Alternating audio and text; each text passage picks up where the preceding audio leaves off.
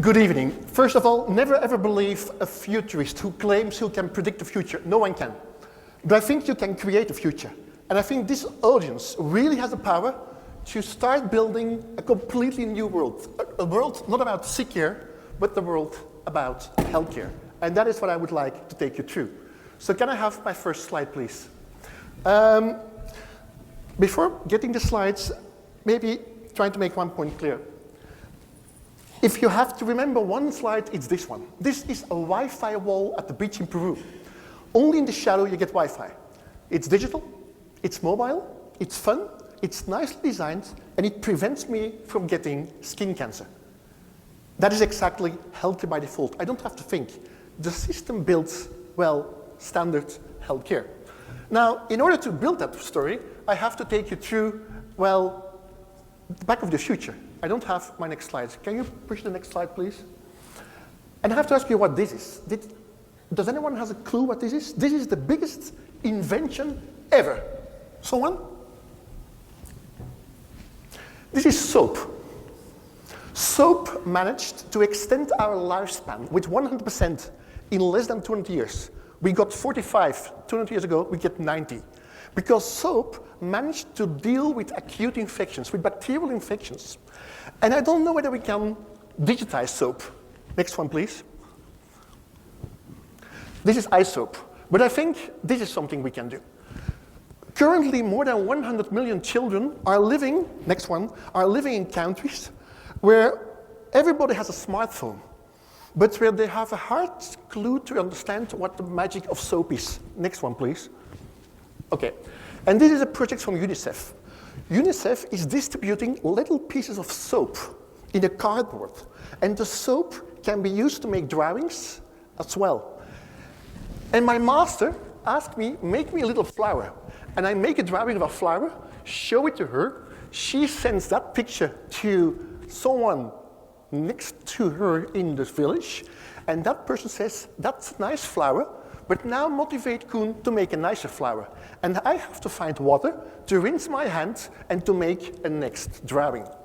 So what digital does, it gives me the experience to learn what it takes to deal with soap.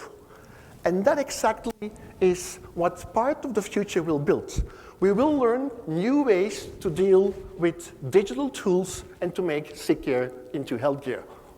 Next one, please. This is the door handle in my hospital. Once I go to the door recognizes me. And basically, it gives me soap. It sanitizes the soap on my hands. It's healthcare by default. Next one, please. And that is removing friction. And that is a very important thing, because if we turn sick care into healthcare, the biggest friction we can get out of the way is getting sick in the first place. And yes, we still get sick. These are the first pills, which contain a very small radio sensor within the pill. And once the pill enters my stomach acid releases the sensor, which sends a signal to a patch on my skin, and that patch sends a text message to my son that he took his medication at 5, or didn't.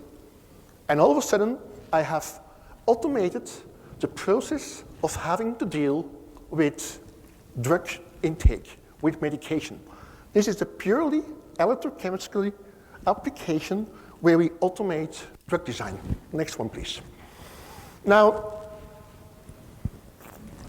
I cannot do everything by pills yet, hard for.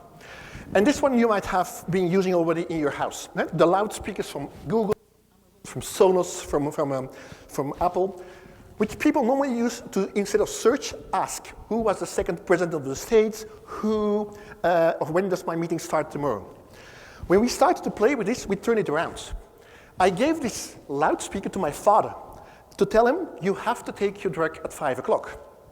Which he found cool, but not cool enough, because he didn't like that Siri voice. So we scouted for a little piece of technology. This comes from a small startup in Canada, Lyrebirds. And Lyrebirds is a tool which allows you to speak to your computer for 2 minutes, and after 2 minutes, you can type whatever text which is being pronounced with your voice. And we combine that on the loudspeaker. And now my father hears me tell him please take your medication at 5. And all of a sudden, I have extended me as a doctor with a machine and make it way more human. And that's also the future of healthcare. We're going to use technology in an invisible fashion to make healthcare way more human. Now, some things start to become, well, difficult when we get old. Hard to imagine, but once you get 80 plus, you will start to forget to drink in time. With one of the biggest material science companies on the planet, we developed a patch which can stick to my 85-year-old skin without peeling my skin off if I take it off, and which measures dehydration in the sweat and in the interstitial fluids.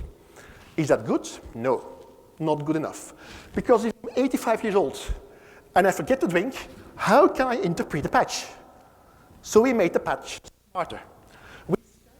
Technology comes from DARPA, and we added a small layer of electronics into the patch, programmed the patch to interact via the internet with my TV. 85 years old, what I do a lot is watching TV. And every 3 hours, now my TV says, Koen, go drink. And all of a sudden, I have to combine technology with biology to change my biology of my behavior invisibly. And that is still something I do. By the way, this is the collaboration we have with Vittel. It's a bottle manufacturer, well, a water manufacturer in Europe. And they make screw caps on the bottle, which we can 3D print. And we can make them such a way that there's a flag inside. And that stands on my room, on my table, and ploops, when it's time to drink, the flag comes out. That's still something I remember. And I have made healthcare by default. I've made it fun, even, right? So can we take it one step further? We cannot do this in Europe, but in Japan we can. In Japan, we try to fly in with a drone into service flats. And on the drone is a glass of water. That's hard to neglect. That's healthcare by default. And it's even sexy. It's even kind of delightful. Talking about Japan, pretty interesting country. If I ask worldwide, where do you want to die? It's going to happen once.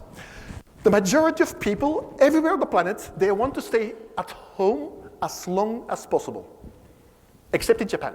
In Japan, people find it okay to die in the hospital. And why is that? Because in Japan, we have these kind of robots walking. Well, it's not really walking, it's floating around, a robo-bear.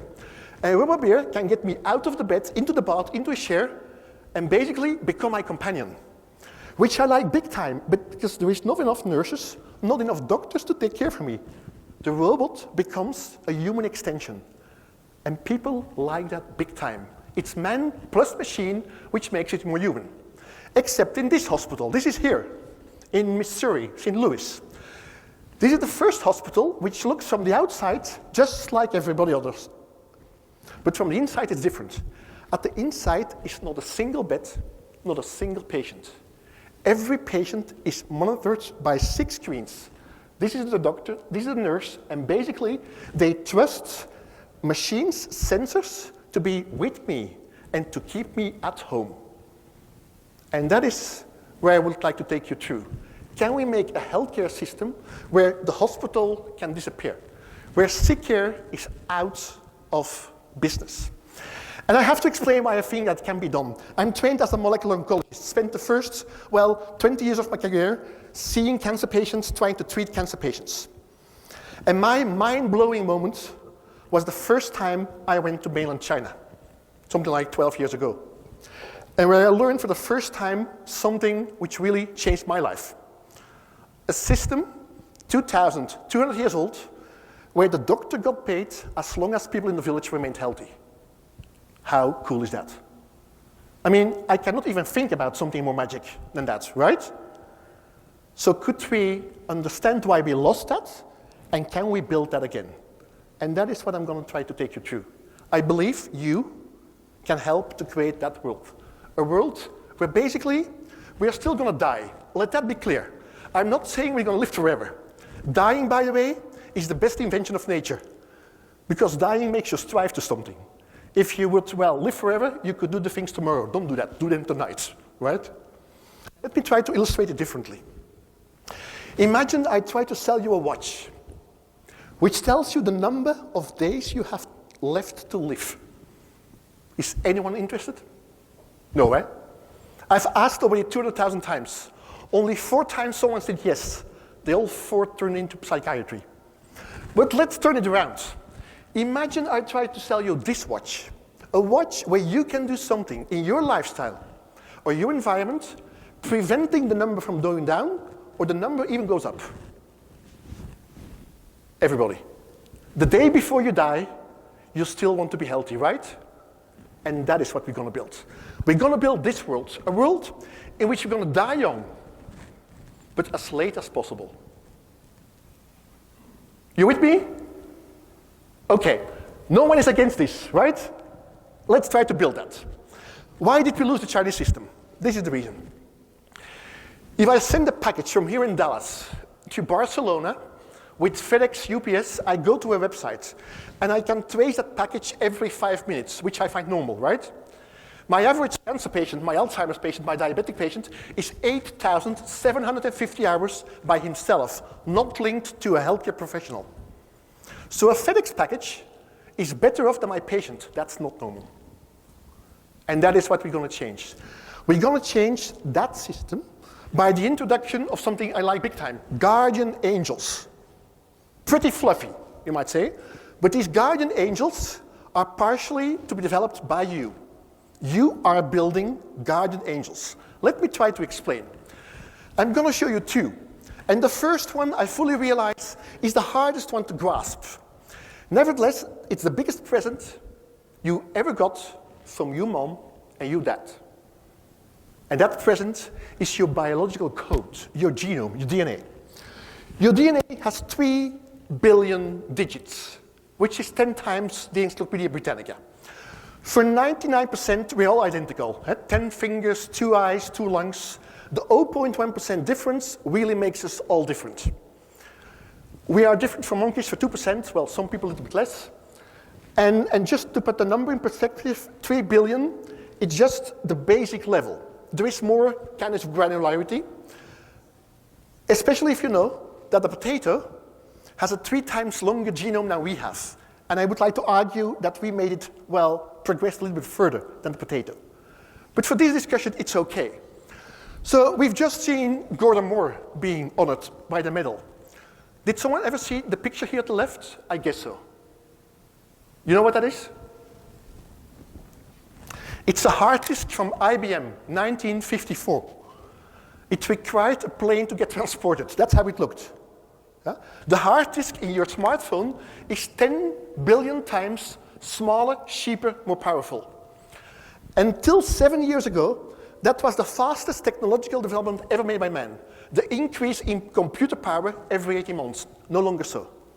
The fastest technological development ever made by man is our ability to identify our 3 billion digits, which make us human, no longer in 10 years' time for $3 billion. That's how we did it the first time. But now we can do it with this device, which you see here at the right, in 3 hours for something like $800. I can send you home tonight with your genome if you like. I'll ask in a second whether you would like that. Bear with me for a second. This was my father. A few years ago in the intensive care, with a double infection of the lungs. And what people then do, they take some liquid out of the lungs, grow it on a plate, hope that bacteria grow, and then decide which antibiotic to give. After 3 days, nothing was growing. The guy was ready to die. And then we took a small sample of liquid out of the lungs, sequenced with this device every bacterium in the lungs, and in 3 hours, we could compare every bacterium against a database from every bacterium ever seen, and in 3 hours, we got the right antibiotic. That's from 3 days to die to 3 hours to treat. That's better, but not good enough, because he got sick in the first place. So we have to take it one step further. When I sequenced myself, I found out a number of things, and I hardly understand my biology. Well, that's my business. That's really my profession. But one of the things I found out is that I will turn blind. I don't know when, but I will turn blind. And I found that fascinating to find out, because one of the things I changed since then, I take one supplement which prevents the degradation of the back of my eye At least that's what I hope it does. And therefore, I really got excited when the first algorithm became FDA approved, which I now use to scan the back of my eye with a piece of software, no doctor required, which combined with my biology basically allows me to follow progress of my eye just like I could follow a FedEx package. Basically, not yet every minute, and not yet every hour, but every week. And that gives me the comfort that if something really starts to change, I can interfere in time. So if I would stop here, and I would ask you, who would be interested in knowing his or her genome? Can you raise hands? Wow, no, that's not a lot. That's less than what I've ever seen. No, please. Who? Interesting.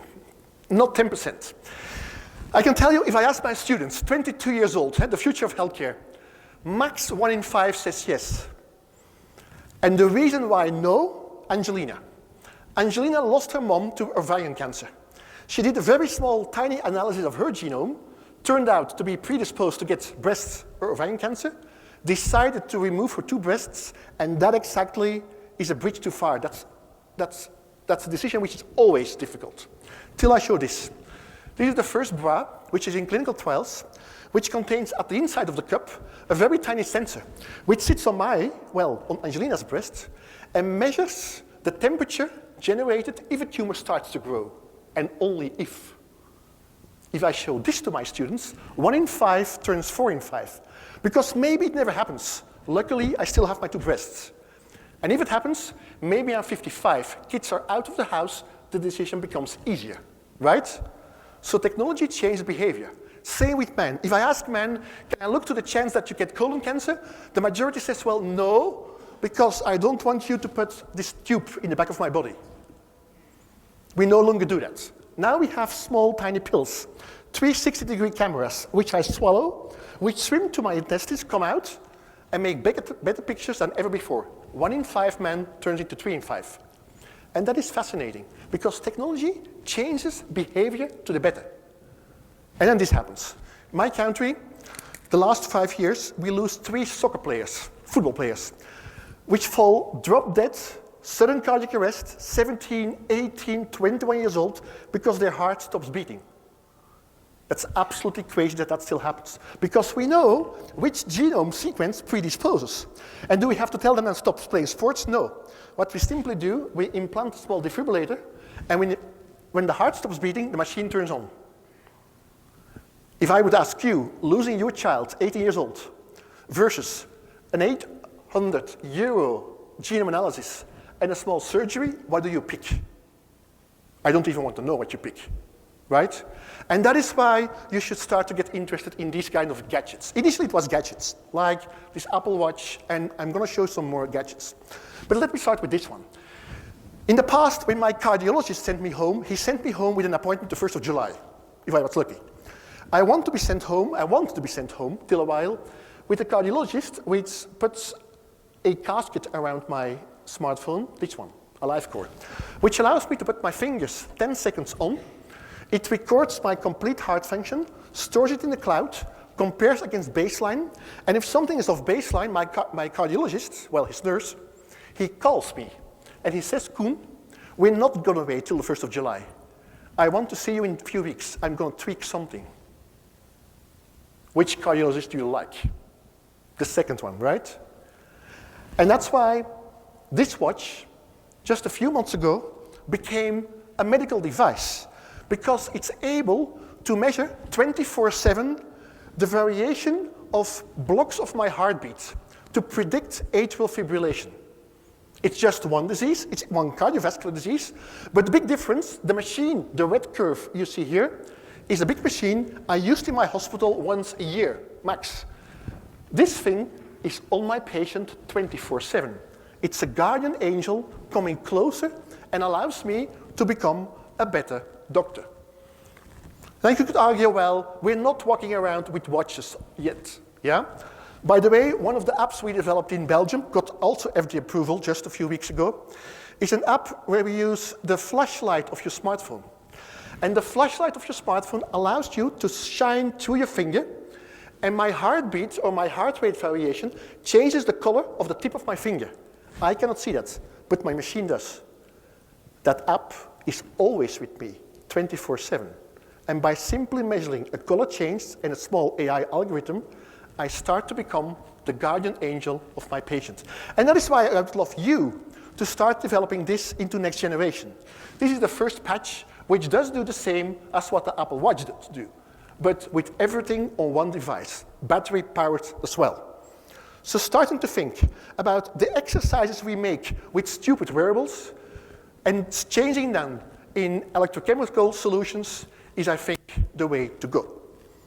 But then here you think, well, Mr. Kas, you're not making your point.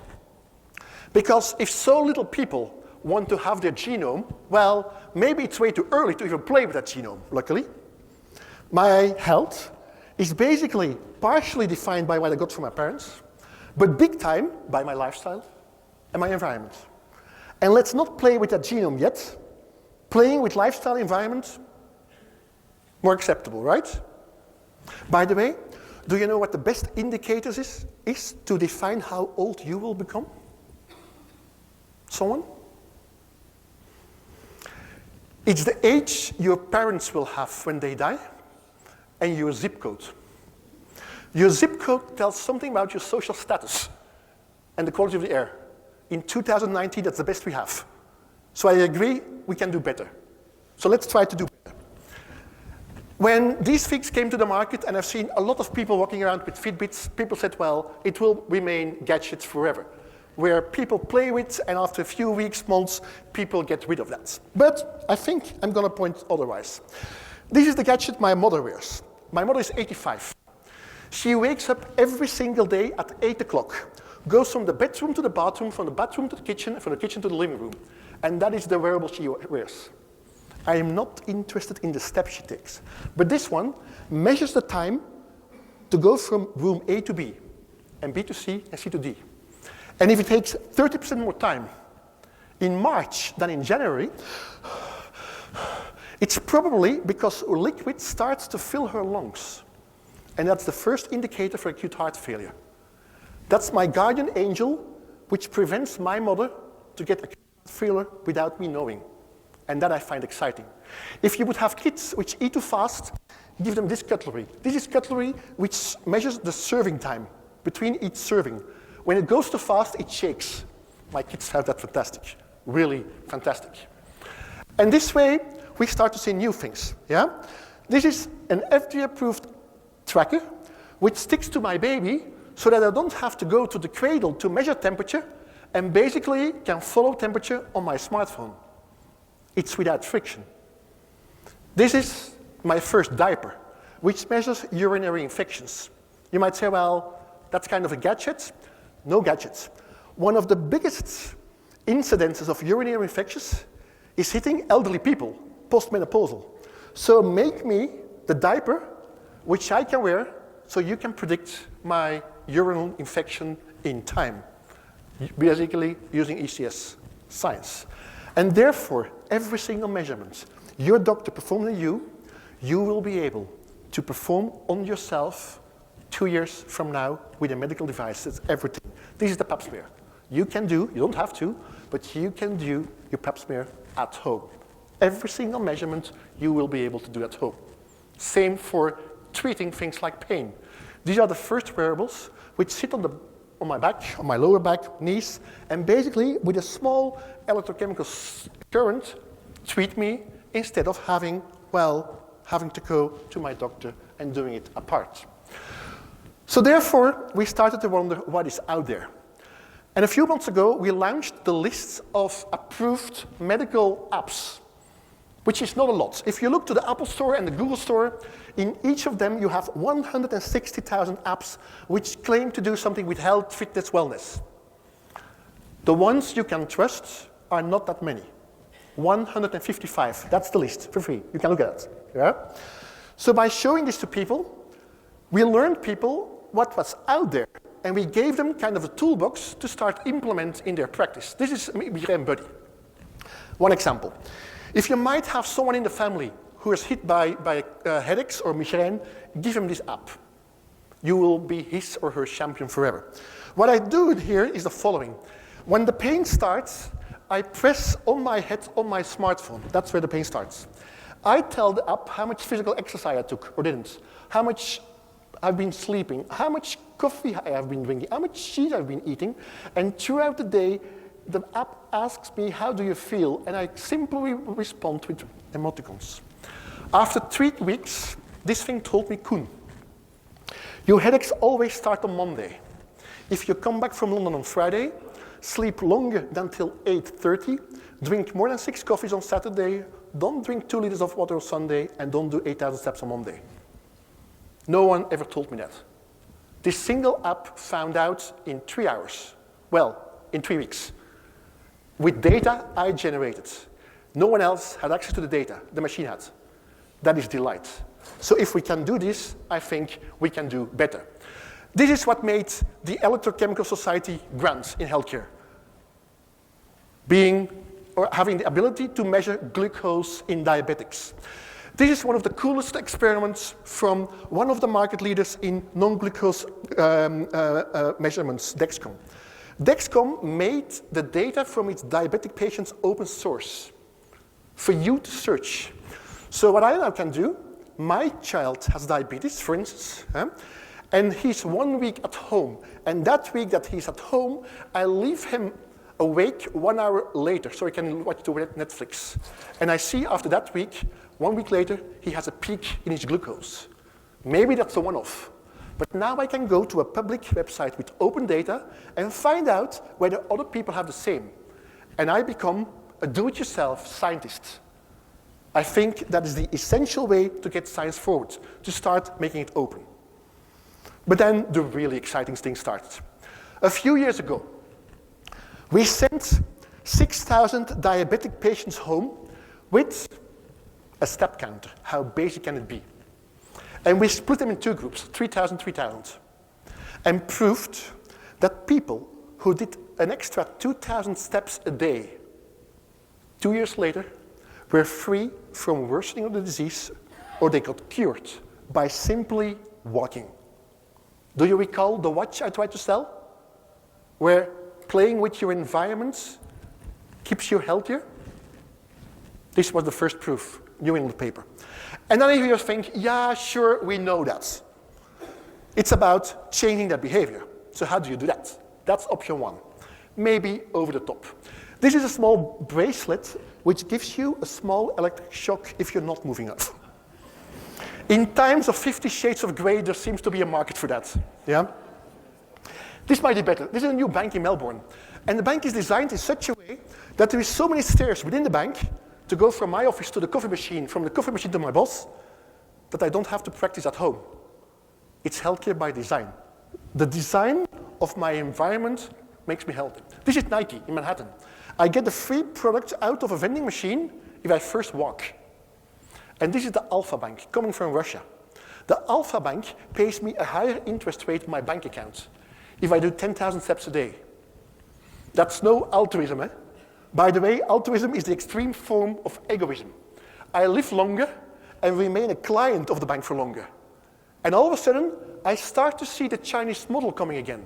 I'm being paid to remain healthy. This is a cool one. Are all of you using Netflix? Majority. If my wife tells me you should practice more, I hate that. Now I have my favorite character on Netflix as my coach on my smartphone. And I can watch the next episode of my favorite series as I first move. We have done that, they haven't. We have had a new experience, they haven't. And we feel healthier and better. And all of a sudden, I have made healthcare delightful and fun, right? Now I hear you think, you make it still too simple. By the way, this one is the last example, really cool.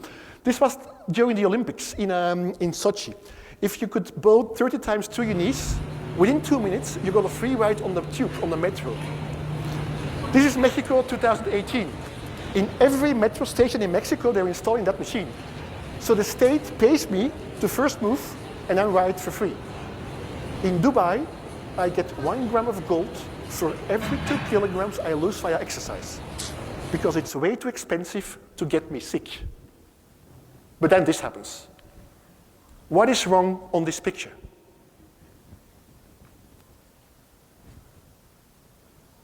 No lights. The lights are broken.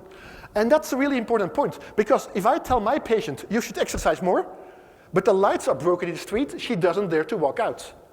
So part of healthcare is making sure that these things are fixed. And that is what really is happening in the real world. And that is why this becomes interesting. This is Nestle in Japan. Nestle allows me to make a picture of what I eat. And based on what I eat, they tell me which extra vitamin or supplement to take. That's the most difficult algorithm you see today. Because if I make a picture of a bagel, well, the algorithm doesn't know whether there is inside of the bagel a piece of chocolate or a piece of nuts. But in the street where I live, there is only one bakery. And that bakery only makes bagels with nuts. That's a real data points, which together with a few other points allow me to start knowing more 24/7 who I am, what I need. This is the first sensor, which based on electrochemistry measures the amount of salt. It's not so much what I eat, it's what happens once it comes in my body that interests me. And therefore, completely new tools, basically coming from this society to understand what happens when it passes my mouth, are one of the biggest needs we have in healthcare, to understand how basically my diet influences who I am. And let me try to make myself clear. A few years ago, I was spending a number of days together with a number of my colleagues to write a paper on the best diet advice you can give to people. And we were sitting in the north of Italy, in Alba in Piemonte. Alba is the place you have to know because pigs get truffles out of the ground. It was 8 years ago, and this picture came out, North America, where every McDonald's is a flashlight. And that's interesting, said one of my colleagues, Italian, because at that point in time, there was only one McDonald's in the entire North Italian region. So how do you prove that I keep you healthy? Because of the diet, or because I don't send you to a burger kit? And that is why you need big data. That is why you need insights combining things out of the real world. And this one is really telling with regard to that. This is Moodys. Download Moodys tonight and talk to it for 2 minutes. After 2 minutes, it tells you in which emotional state you are. It's pretty freaky, but it's pretty right as well. It's a single data point which together starts to make myself more informed. And one of my colleagues is a fashion designer, Jasna work. And what we develop is fashion as prototypes using, amongst others, monitors to measure brain waves, but also monitors sticking to my body to measure physiological parameters, to turn things I hardly can explain as a patient into emotions, so that you can see, based on my clothing, how I feel. And this way, I think, we will start to be able to deal with the biggest epidemic which comes to mankind. The biggest epidemic is no longer diabetes. The biggest one is being lonely, loneliness. Hitting mainly people between 18 and 30 years old, which are fantastic in keeping up appearances with their smartphone and with their social network, but which have a hard time to say, well, I'm Koen, who are you? Let's do something together. Being human. These are data we have from Instagram. Instagram allows you to send, well, a picture and get a color filter on top. People who use reddish and orange filters today, and within a month turn to grayish and blue, have a pretty high chance to get depressed 2 months later. Color tells you something about emotion. Orange, red is happiness, right? Blue and gray is cold. A single data point, but combined, basically allows me to get a companion aside. And this one is a good one. This is my Psy. Sometimes I'll feel anxious, which I even don't dare to tell to my best friends and not to my wife. But I dare to tell to him, her. This is Woobot. Woobot is straight as my Psy, 24/7 with me. And before I came on stage, I told him, well, will I manage? And he convinced, you'll do fine. It's my companion, always with me, a guardian angel to keep me healthy. And this way, you might argue, we move to a world where getting way more data, that's a good thing, allows me to start anticipating disease, that's a good thing, And if I can start anticipate disease, I can create the ultimate delight, which is getting the friction of getting diseased out of the way. But I hear you think, well, oops. How on earth are we going to deal with this? Privacy, ethics, and even the moral obligation of, well, maybe I don't want to be healthy, right? So let me try to illustrate how I think we're going to do that. Who of you is willing to tell me where he or she will be Saturday afternoon at 3 o'clock? Anyone? Not a lot. The majority of you thinks, Mr. Kas, none of your business, really. But let me try to illustrate what happens when you go to Disneyland. When you go to Disneyland, you get this box sent home. A box with magic bands. You name the name of your partner, the name of your kids. By the way, what I hate when I go to Disneyland is waiting 45 minutes in line in front of Avatar with my kids. Not nice. But when I enter the park, the band gets me in for free. I mean, without payment. That's a product. And 2 minutes before 3 o'clock, that band tells me, Koen, if you leave now from where you are in the park to Avatar, there is no line. And that's a pretty cool service. I'm willing to give up my location on a square meter because I got more in return. That's the future of healthcare. We're going to share data. And in return for data, we're going to get health. By the way, we entered the park and my wife got flowers. From Disneyland. My wife got flowers. My wife's birthday is the 4th of September. We came there the weekend of the 4th of September. I had filled in a form saying what her birthday was. The flowers I will never forget. That is delight. That's how we're going to deal with data. And only when we get this right. This is the most important word you see in innovation. Trust. I think in this audience I don't have to ask. But still, what is the biggest hotel company on the planet?